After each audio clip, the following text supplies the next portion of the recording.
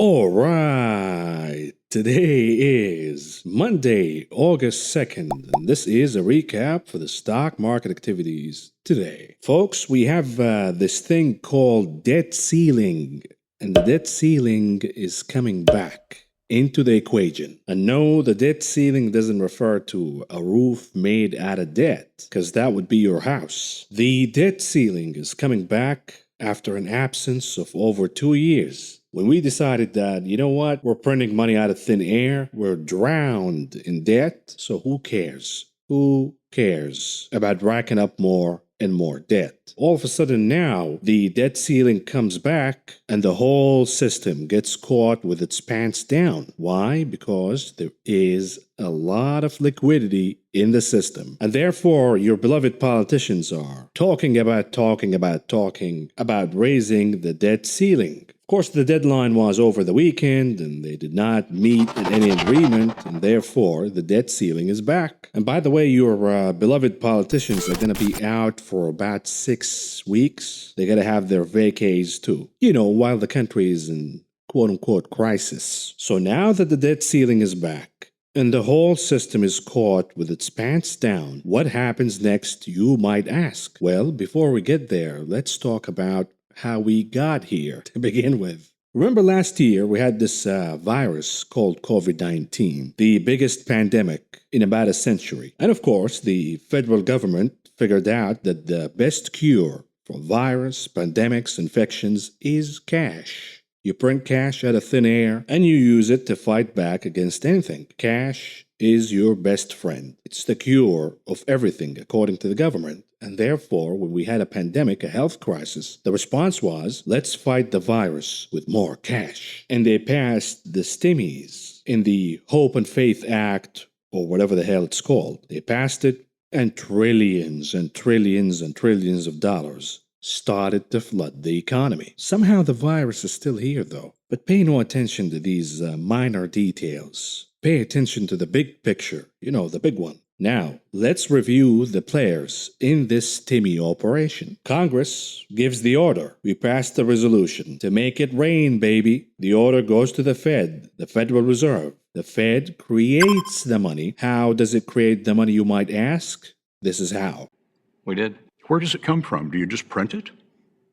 We print it digitally. And then the digital receipt goes to the Treasury Department. The Treasury has this magic machine that turns fake digital money into real money. It's called the printer machine. Once that money is printed, here comes the third player in this operation, the banks, represented by gangster Jamie Dimon, our beloved and favorite banker. The Treasury hands all of these billions and billions and trillions of dollars to the banks. Of course, the banks charges a processing fee, which is of course 100% justified and totally legal. And then they pass that cash, the banks pass the cash to us zombies, deadbeats, stimmy, hungry zombies. Give me stimmies or give me death. And there it is, folks. Everybody gets to live happily ever after, right? Wrong. And the reason is, while us deadbeats and zombies took the stimmies and we made it rain, baby, we went shopping, Macy's, malls, Amazon, stuff we need,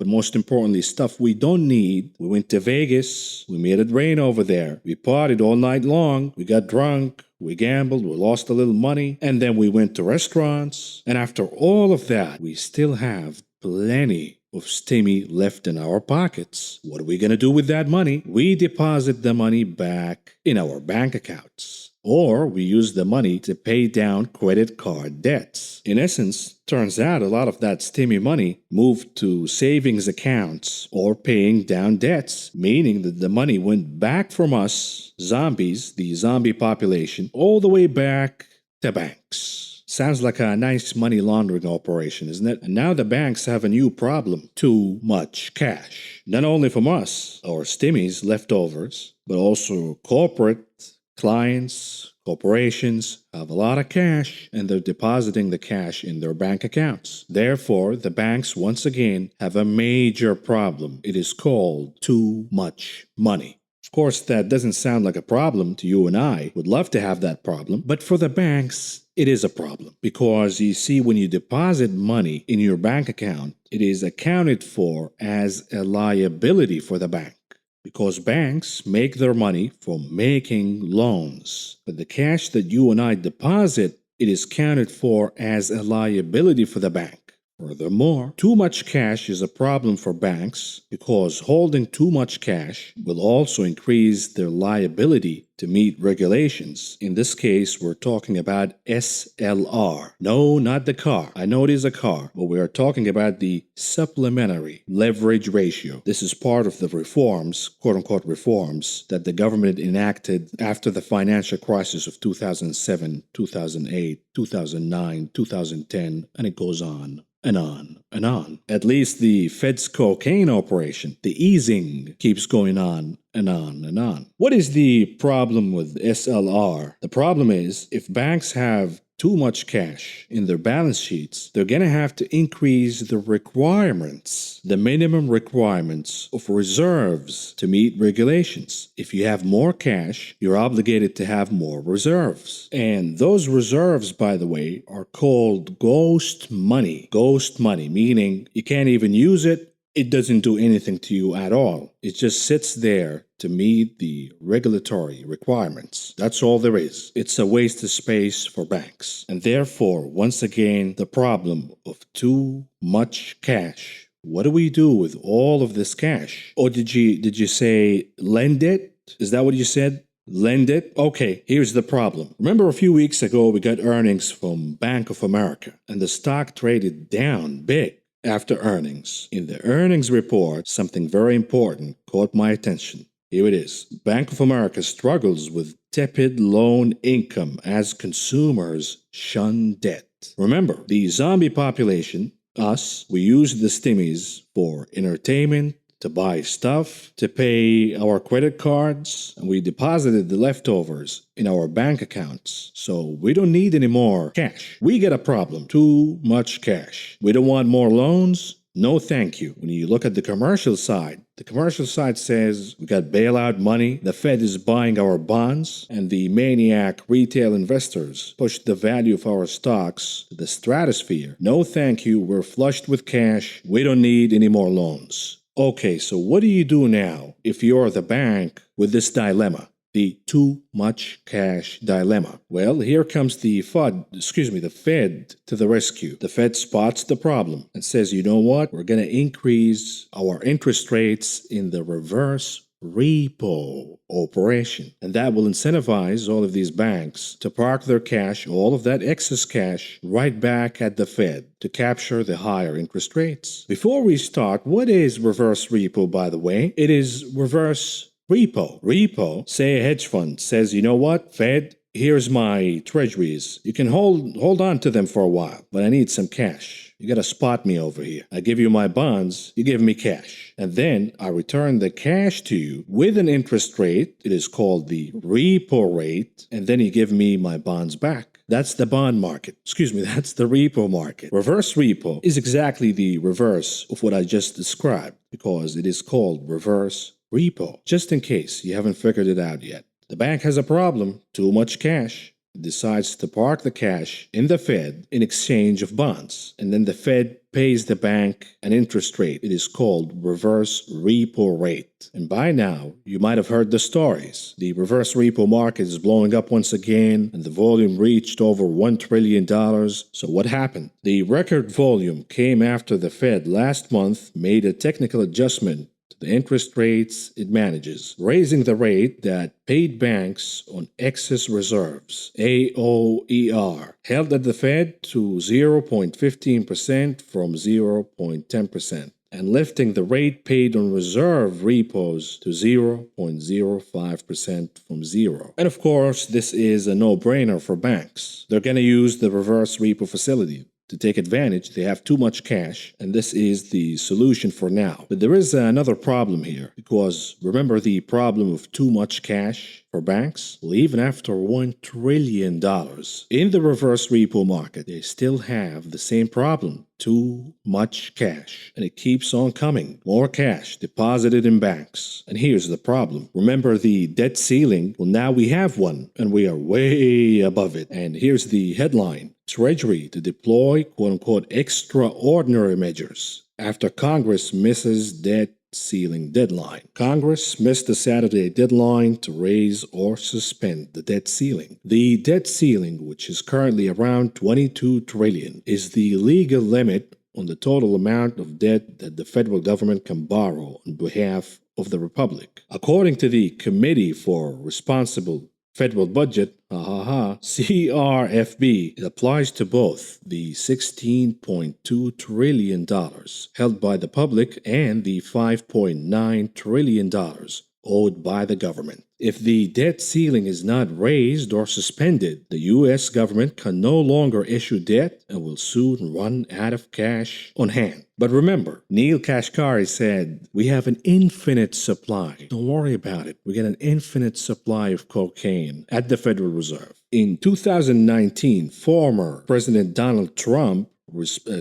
suspended the nation's borrowing limit for 2 years, but that suspension expired on Saturday without any congressional action forcing the Treasury Department to take what are known as quote-unquote extraordinary measures so the government can continue to pay its obligations. Why is this a problem, by the way? You just keep talking here, bro. I'm bored already. Get to the point. Here's the point, bitch. Extraordinary measures the Treasury takes include a range of items such as halting contributions to certain government pension funds, suspending state and local government serious securities, and borrowing from money set aside to manage exchange rate fluctuations. According to the CRFB, the department also said it would have $450 billion in cash on hand, starting in August. Why is this number important? The $450 billion. Here it is. The U.S. Treasury needs to run down its cash balance in the Treasury General Account, the TGA. This is their account in the Fed. They need to reduce that account to $450 billion to meet the debt ceiling. Right now, the cash balance is $711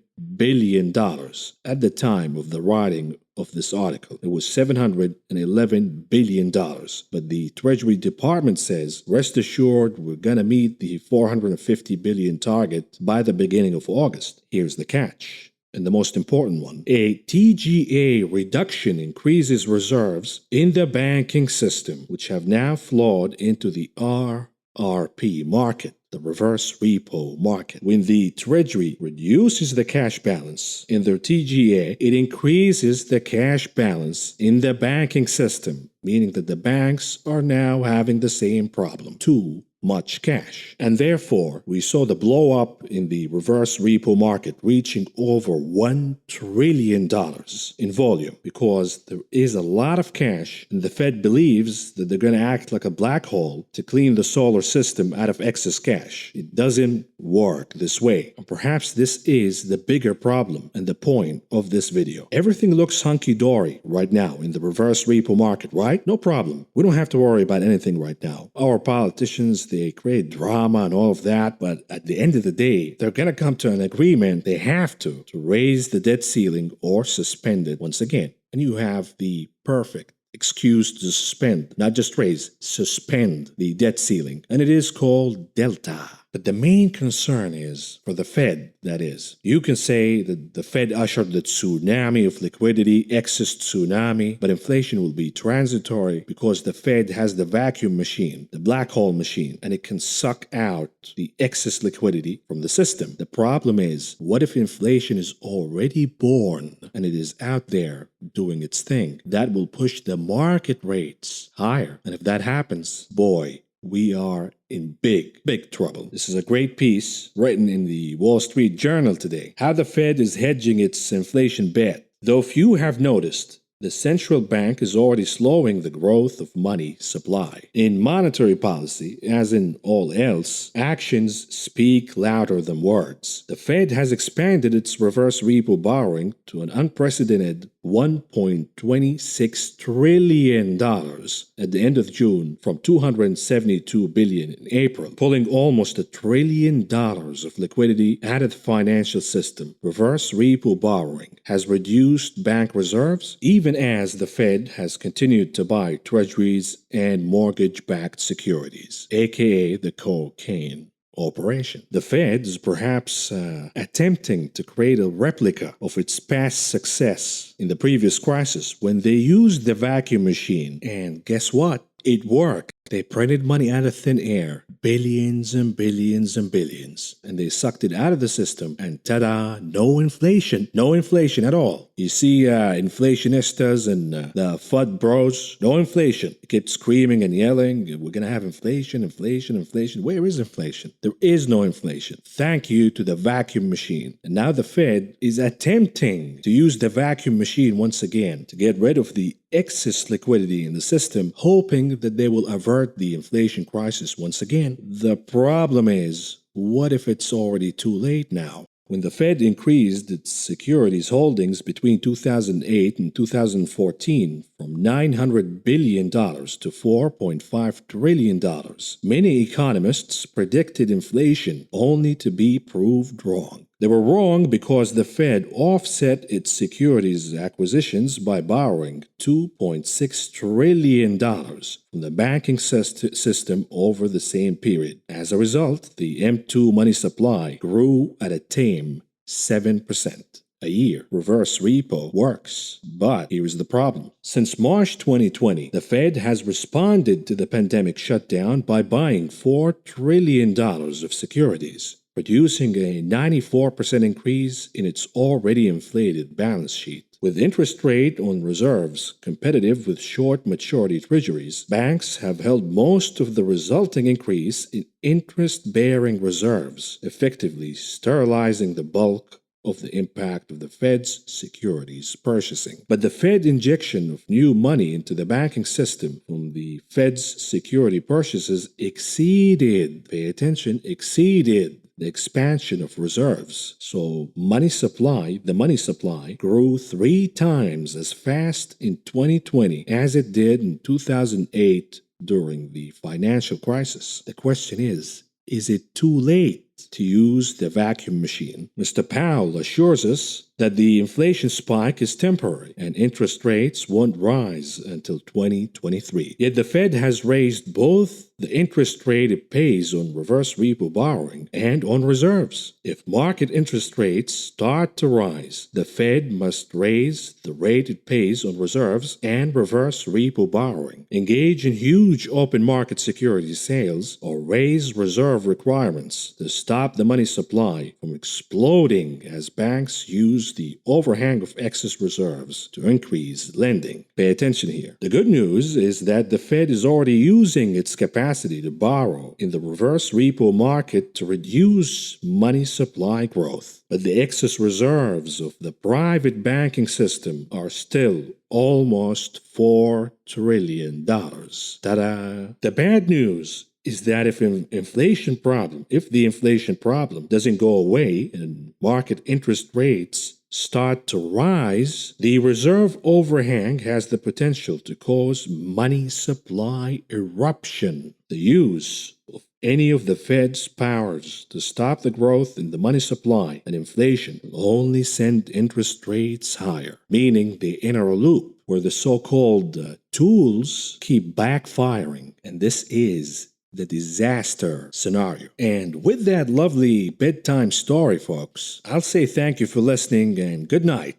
We're done here, but I know the story turned a little dark right there at the end, so you might have some nightmares, and therefore stay up with me just for a little bit. Let me cover the market's information for you, technicals, options, etc. Perhaps I can turn your nightmares into pleasant dreams once again with good news. Let's see if we can do that, huh? By covering the market's performance today. And here we go. The Dow Industrial Average closing in the red, down 97.11 points, or a decline of 0.28%. The Nasdaq closing in the green by 8.39 points, or a gain of 0.06%. The S&P 500 closing in the red, down 8.11 points, or a decline of 0.18%. All of them closed at the lows of the day after opening up much higher. So the name here is Gap and Crap kind of day. What about the sector's performance today? Leading at number 1 and capturing the gold medal, utilities. At number 2 for the silver, consumer cyclicals. At number 3 for the bronze, healthcare. Meanwhile, the laggards of the day, leading the declines, the inflationary trade of industrials, materials, and energy. And by the way, stick around for the heat map coverage, because I got something important for you. But let's do the advanced decline ratio. NYSE 53% advancing versus 45% declining. NASDAQ 60% advancing versus 37% declining. So all in all, the internals of the market were not that bad. The majority of stocks were trading in the green. But there are some ripple effects here, and that's why I'm saying stick with me for the heat map analysis. For now, we're moving on to futures. All in all, muted day across the board. No major activities here besides the performance of crude oil futures. Both the WTI and Brent down over 3% today alone. Of course, on the heels of news out of China that demand is perhaps slowing down. Rumor has it there is a major problem in China with the infections, but we're not hearing about those infections, of course, because the Chinese government is known to be transparent. But if that is the story, the Chinese consumer is slowing down, the Chinese economy is starting to slow down and plateau, then we get a major problem here. Not just for crude, by the way. What about softs? What's going on here? Modest gains for lumber and sugar futures, meanwhile declines,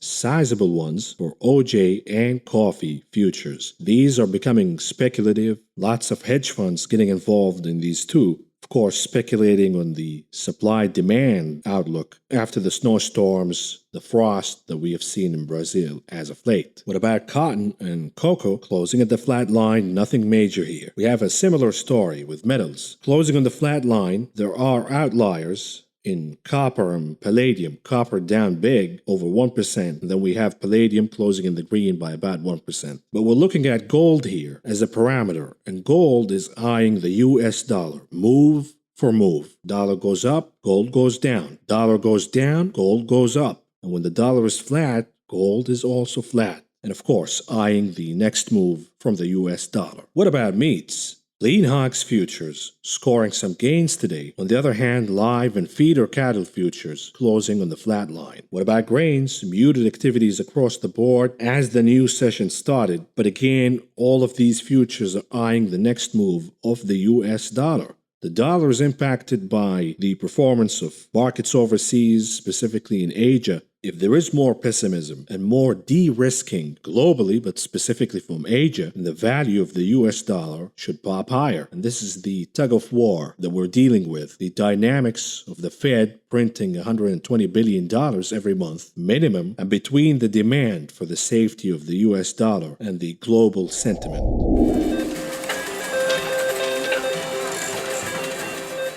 Moving on to the options market, the big casino. What's going on here? At number 1, leading the tables, the hottest table in the casino, AMD once again. It continues to blast higher and higher and higher. We have more speculation via call options buying in the options market, creating a gamma squeeze, and that in turn is triggering a short squeeze in the name. It is breaking out of consolidation, and therefore, even when we saw a dip, a minor one on Friday morning, that was bought right away, immediately, and the stock sprung back, trading higher, outperforming the rest of the market on Friday. And the gamma squeeze looks to continue as the appetite for buying AMD call options grow by the day. AMD at number 1 with about 900,000 contracts. About 72% of those were calls. And at number 2, Tesla with about 850,000 contracts. About 67% of those were calls. Tesla outperforming the market significantly today. It could be explained by the activities we saw in the options market, although in the grand scheme of things, the volume in general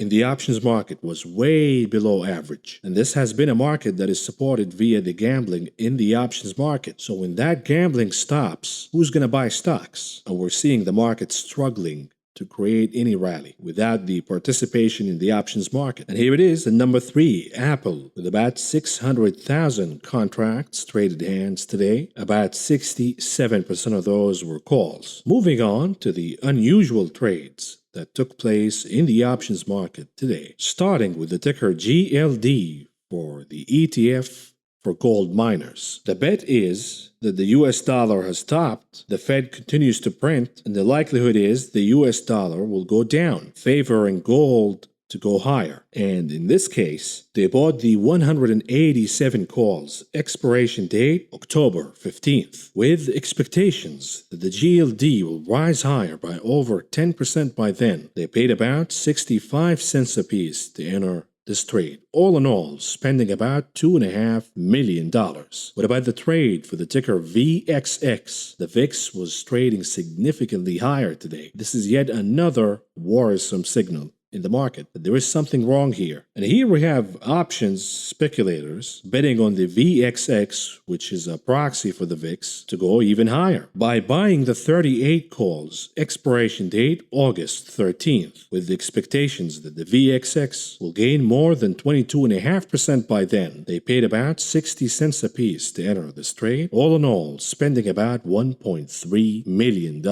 Between you and I, don't even bother trading the UVXY, the VXX. It is not worth it. It is a scam. You're gonna lose money. 99%. You're gonna lose money trading the UVXY and the VXX. Either you're gonna bet by buying VIX futures, but if you don't want to buy futures, just buy SPY puts. This is exactly what I did today. Betting on the VIX to go higher by buying SPY puts. Forget about the VXX and all of these scams. They're not designed to benefit us traders. What about the trade for the ticker SQ Square? Big news that impacted the market in general, not just for SQ Square. We'll talk about it in the heat map analysis. But Square was blasting higher today by over 10%, and somebody's betting for more gains to come. They bought the 300 calls, expiration date August 6, with the expectations that the name will rise by over 10% by then, and they paid about 85 cents apiece to enter this trade. All in all, spending about $1.6 million.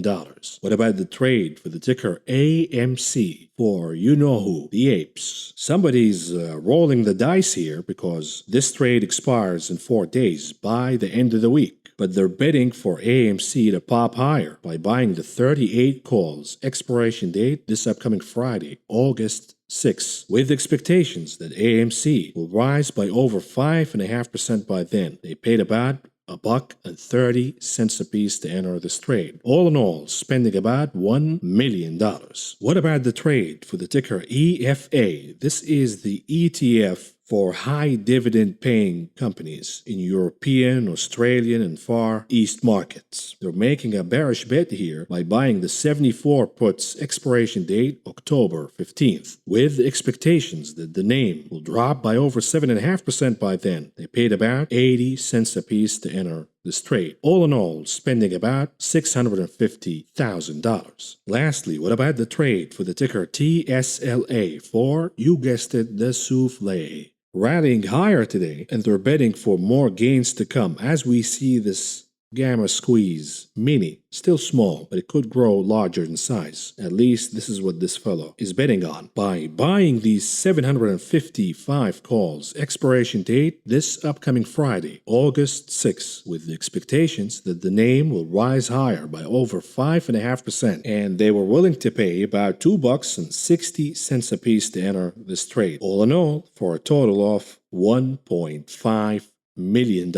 Moving on to the heat map analysis. Of course, the inflationary trade of financials, energy, industrials, materials did not work today as we continue to see Delta fears impacting the global outlook for growth. Notable activities for Pfizer rising higher. Are they predicting a third booster shot? It appears to be a certainty now that they're going to say, hey, you might want to take the third booster shot to be in the clear. And therefore, we're seeing options market speculators buying call options on Pfizer. Tesla, already discussed that. We're not going to talk about it again. This is a story of the options market. Likewise, in Alibaba, more short covering. We also saw Pinterest trading down, the ticker PINS. And one thing I want to address here, a lot of you contacted me on Friday and said, should we buy the dip in Pinterest? PINS. It was down about 25%. Should we buy or not? Remember, the stock went down for a reason. The stock got a 25% haircut for a reason. The company itself says, folks, what do you think you were doing here by buying this stock? The performance from last year, we're not going to be able to replicate this right now. As people go out and about and they're not staying at home. In the meantime, Pinterest executives were dumping a lot of stock, knowing that the stock price is out of whack and knowing that their business will start to slow down. And they dumped on your little head, and now they're leaving you holding the bag, a big one. So be careful not to catch a falling knife. A falling knife continues to fall and fall and fall. You want to see a sign for a reversal first. You got to see a sign first, and then you trade the stock. And frankly, I'm not into this whole swing trading where you assume that everything that goes down big, it has to go up big. It doesn't work this way. It went down for a reason and it will stay down for the same reason. But the market impacting news here came out of Square. Square closing in the green by over 10%. Square announcing that they're buying the Australian buy now, pay later platform Afterpay, and that sparked Square higher in addition to the stock of the competitor of Afterpay, Affirm. The stock of Affirm was significantly higher today. On the other hand, the same news hit like a tornado on, shall we say, old school financial services companies, the likes of MasterCard, Visa, FIS. This is Fidelity Investment, FISF, even Global Payments, the ticker GPN, was also down. So the news was good for fintech companies, but bad for these old school financial institutions. With MasterCard, you can buy now, pay later, but it's going to show up in your statement and you're going to be charged interest rate to pay later. Not these new buy now, pay later companies. You buy now, nothing shows up on your accounts. Oh, and also no interest. You don't pay interest. How can you compete with that? You're not. You're not going to be able to compete with buy now, pay later. Oh, and by the way, no interest rate, and it doesn't show in a statement. It's not going to impact your credit score. Free money, baby. Free money. Moving on to charts, starting with the SPY 30 minutes chart. Today we had a classic gap and crap kind of day. You gap higher, everybody's excited. They're looking at the screen tick by tick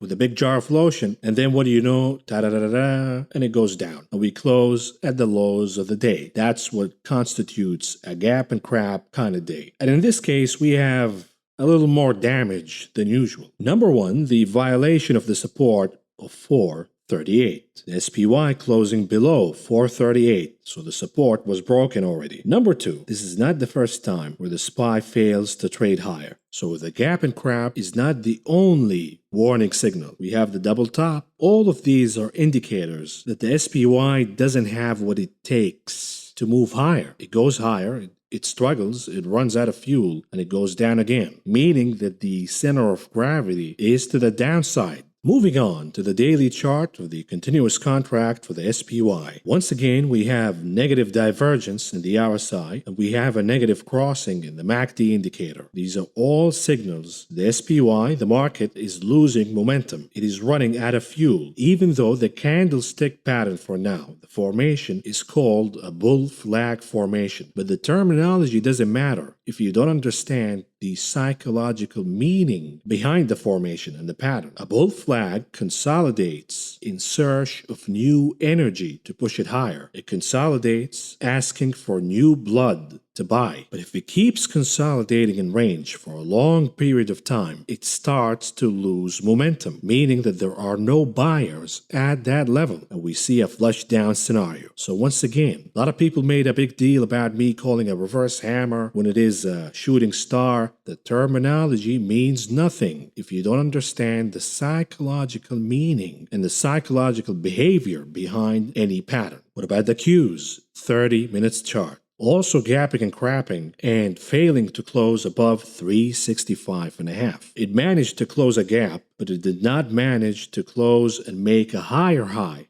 And now we have a lower high. Once again, it is a series of lower highs and higher lows. For now, the series is intact. We have lower highs and higher lows, but we're running out of time here. The Qs must make a decision imminently. What about the daily chart for the continuous contract to the Nasdaq? Once again, nothing wrong with the candlestick pattern. It is consolidating and gathering energy below 15,000, which happens to be the resistance. If new blood, new energy is invoked in the market and we see buying, then these charts will be able to go higher again. The problem is, what are the buyers, the so-called new blood? What are they waiting for? We have the permission from the Fed to continue to buy. The Fed says we're going to continue to print. Inflation is not a problem. We have a confirmation from corporate earnings. We have massive growth, be it from Apple, Amazon, Google, Facebook, AMD, they're all growing significantly higher. Specifically, these large companies, Apple, Microsoft, Google, Facebook, all growing significantly larger. We have a confirmation from earnings to have an excuse to continue to buy. So once again, what are these buyers waiting for? If a confirmation from earnings and the Fed isn't good enough for them. And now we're seeing all of these momentum indicators, the RSI and the MACD, all reading negative. The RSI in negative divergence. And this is what happens when you consolidate over and over and over. You call for new blood.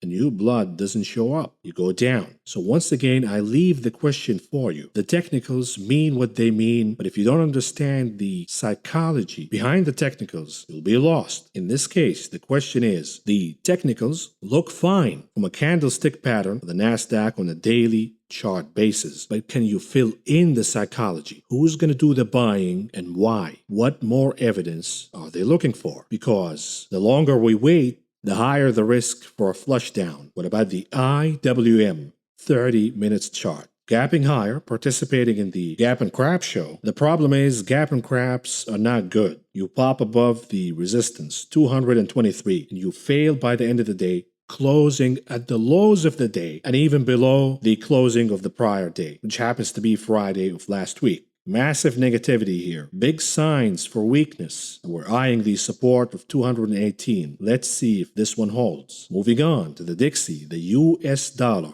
Holding and holding and holding on the support of 92. The dynamics are strong on both sides. The arguments for the dollar to go higher are still here. They're still intact. The arguments for the US dollar to go down are also still here. They're still intact. It's a battlefield that goes on every single day in this chart. For now, it is keeping the support of 92. And that, of course, is keeping the chart of gold guessing, being conservative as it should, waiting and waiting and waiting. What is Tricky Dixie up to? And then I'll make my move. So this is the battlefield. Frankly, I'm not interested to be in it. Now, if I have to roll the dice, I will go with the side of gold to go higher. More weakness for the US dollar, if I have to roll the dice. What about yields? This is the main story for the day. Why are yields trading down significantly so, pulling away from 1.28? And now we're risking the previous low at around 1.3%. And again, today we explored the reverse repo involvement in the action we're seeing in the bond market. It is distorting the action in the bond market, yet it is one factor of many causing the distortion in the bond market. The level to watch here is 1.3 basis points. What about the TLT weekly chart? What's going on here? Trading above 149, matter of fact 150 now, and there is still plenty of room for the TLT to go higher, at least from a momentum indicator's perspective. Moving on to the VIX, the second most important chart of the day. Number one, yields, 10-year yield in particular. Number two, the chart of the VIX, because the VIX was up big today, even though the SPY closing at the flat line. So what's going on here? From a 4 hours perspective, the MACD is making yet another crossing, creating green impressions in the histogram, meaning a positive crossing, indicating a surge in momentum. The likelihood is, looking at the chart of the VIX, what is the chart saying by making higher lows? The VIX is saying, I want to go higher. I want to go above 20. I want to give it a shot. Going above 20 for the VIX will mean a flush down in the SPY. When you combine the weakness in the daily chart of the indices, the SPY, the Qs, and this micro pattern of the VIX, you start to come up with the conclusion that we're about to see a flush down coming in the market. What about Apple? What's going on here? 30 minutes chart. The weakness is still here. The good news is Apple is still trading above 145. This is the support, the line in the sand. It hasn't been broken yet, and even if it is broken, the chart will go down to 140. What about Tesla? Weakness in Apple, strength in Tesla, the souffle. 30 minutes chart, gapping higher, significantly so, and now facing the resistance we talked about before at 720. Closed below 720, but we're not making a big deal out of it because it doesn't take away from the strength, the magnitude of the strength we saw today in this chart. Why is Tesla trading higher? Who knows? AI day optimism, call options optimism. Perhaps somebody is looking at the same charts I'm looking at that I showed you and shared with you last night, the weekly charts of Tesla. Perhaps the negative momentum is stopping. Therefore, we should see a rebound, a technical one, in the chart, and therefore we buy call options to initiate a gamma squeeze. That could be the explanation. But regardless,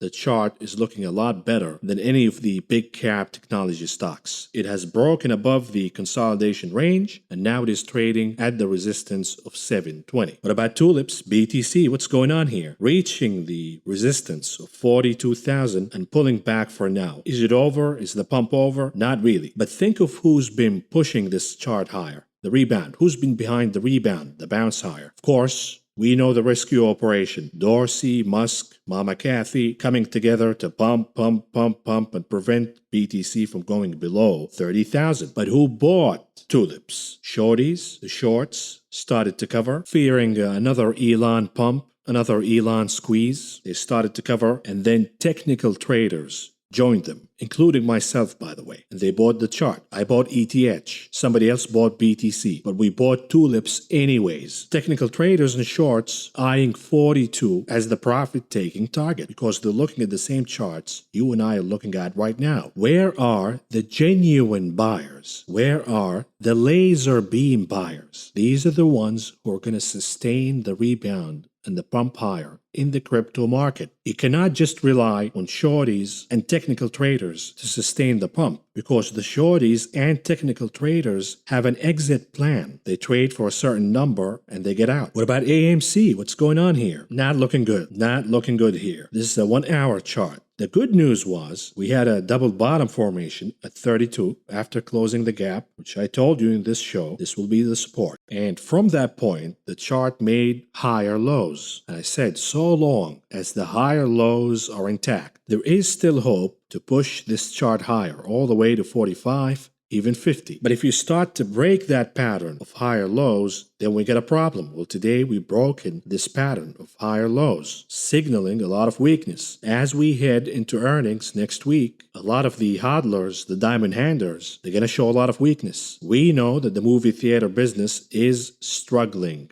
And it's doing abysmal. It's awful. Even with the reopening of the economy. Knowing the risk, they're booking the bag. De-risk, book whatever profits you have, and this will probably show some weakness in the charts as the de-risking happens. But the big moves, up or down, will happen after earnings. But the setup pre-earnings is favoring de-risking, meaning favoring the bears. Now the the apes can fight back. And they can do that via initiating a gamma squeeze, attempting to initiate a gamma squeeze by buying a lot of call options all the way until earnings. Can they do that to counter the de-risking type of monkeys? We'll see. And with that, we're moving on to the conclusion of this video. What do we have on the economic calendar tomorrow?